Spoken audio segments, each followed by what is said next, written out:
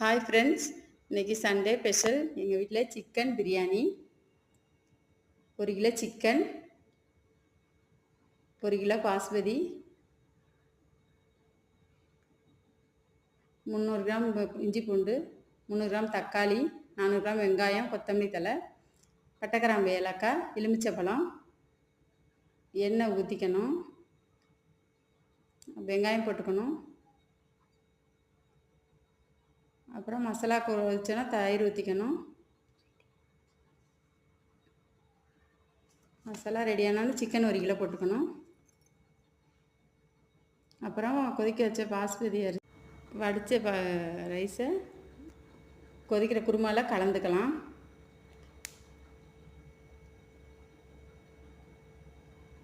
கலந்ததுக்கப்புறம் ஒரு கிண்டிக்கலாம். கிண்டி முடிச்சோன்னா தம் போட்டுக்கலாம்.